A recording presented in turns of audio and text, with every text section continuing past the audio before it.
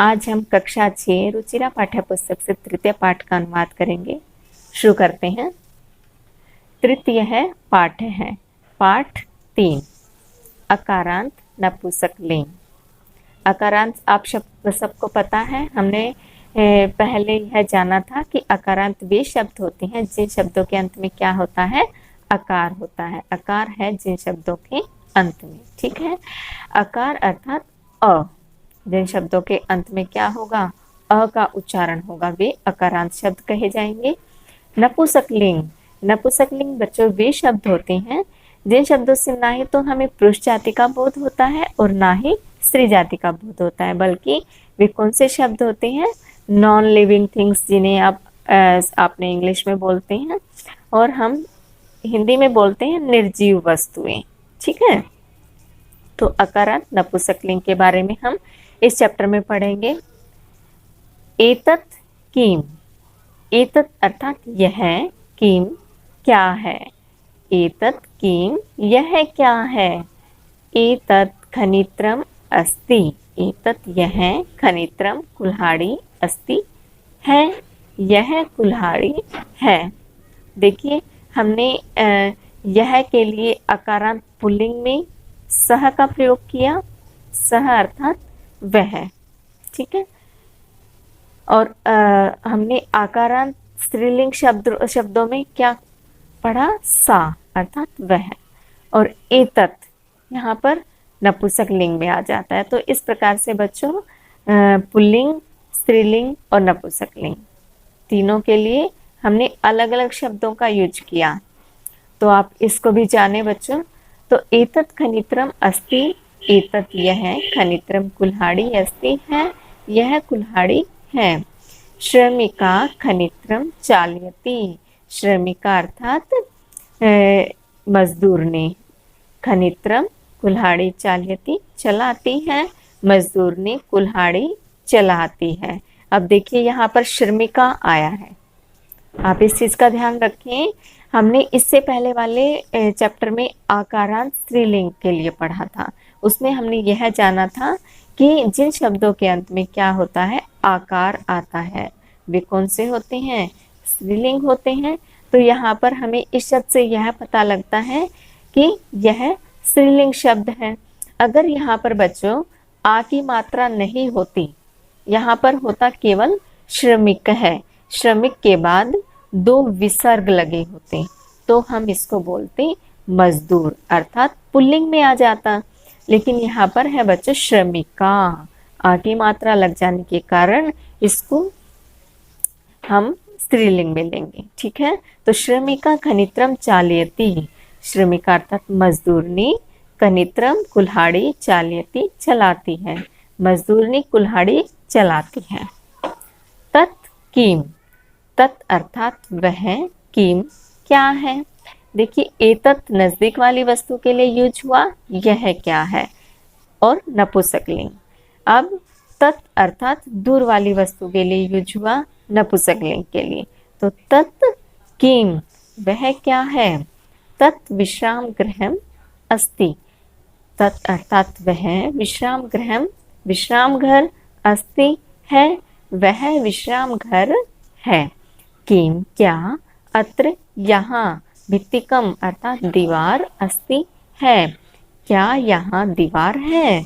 अत्र यहाँ, भित्तिकम दीवार, न नहीं, अस्ति है, यहाँ दीवार नहीं है। तो ये तो दोनों हुए हमारे एक वचन नपुंसकलिंग के लिए। अब आते हैं द्विवचन के लिए।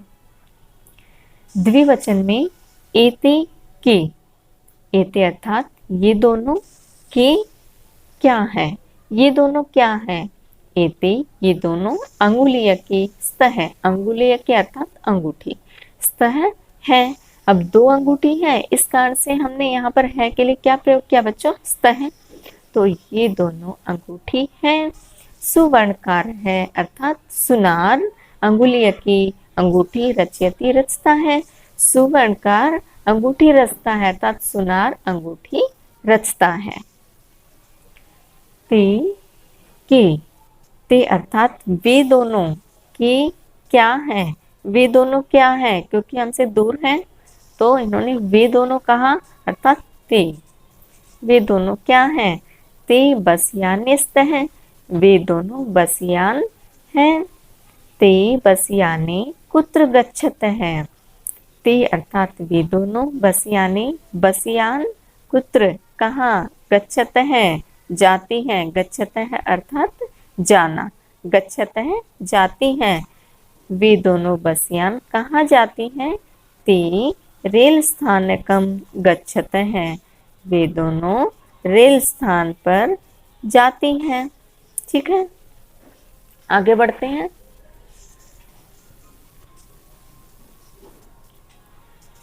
एतानी कानी, एतानी अब बहुवचन में आ जाता है।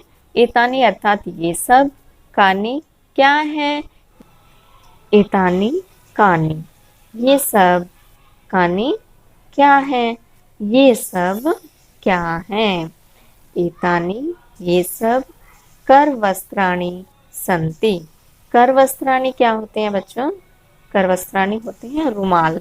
देखिए इसमें दो शब्द छिपे हुए हैं, कर और वस्त्राणी। कर, कर होता है हाथ, वस्त्राणी वस्त्र, संति है। अब संति किसके लिए, बहुवचन में है के लिए प्रयोग किया है हमने, संति। तो एतानी ये सब, कर वस्त्राणी संति रुमाल हैं। देखिए बहुवचन में आप एक चीज नोट करें कि बहुवचन में किसी भी चीज के लिए नी का प्रयोग हो रहा है। देखिए एतानी कानी, ठीक है, एतानी कर वस्त्राणी, एतानी पुराणानानि, एतानी नूतनानि, इस प्रकार से कदली फलानी, मधुराणी, पोषकाणी, मधुराणी। तो इन ये चीज आप नोट करें कि बहुवचन में जब भी हम कोई शब्द बनाते हैं तो हम उसके लिए उसमें संस्कृत में क्या नी या नी ये प्रयोग होता है। ठीक है, तो एतानी कर वस्त्राणी संति ये सब रुमाल हैं। किम एतानी पुराणानी, किम अर्थात क्या, एतानी ये सब पुराणानी पुराने हैं। न नहीं, एतानी तु नूतनानी, एतानी ये सब तु तो नूतनानी नई है, नहीं ये सब तो नए हैं। तानी कानी, तानी अर्थात वे सब, कानी क्या है, वे सब क्या हैं। तानी कदली फलानी संति, तानी अर्थात वे सब, कदली फलानी, कदली होता है केला, फलानी फल, आनी आया है ना अंत में इसकी, आनी अर्थात बहुत सारे अर्थात बहुवचन में। ठीक है, तो ये सब वे सब केले के फल हैं। कीम तानी मधुराणी, कीम अर्थात क्या, तानी वे सब, मधुराणी मीठी हैं, क्या वे सब मीठी हैं।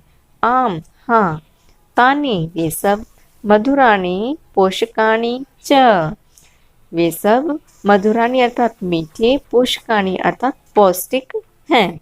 देखिए यहाँ पर च का प्रयोग अंत में हुआ है और च का मीनिंग होता है संस्कृत में और। देखिए जब हम किन्हीं दो शब्दों के बीच में और लगाते हैं संस्कृत में तो उन दोनों के बीच में च लगाने की बजाय हम अंत में च लगाते हैं बच्चों। ठीक है, तो तानी मधुराणी पोषकाणी च, वे सब मीठे और पौष्टिक हैं। तो इस प्रकार से हमारा तृतीय पाठ पूरा हुआ बच्चों। मिलते हैं हम अपने अगली वीडियो में, तब तक के लिए धन्यवाद।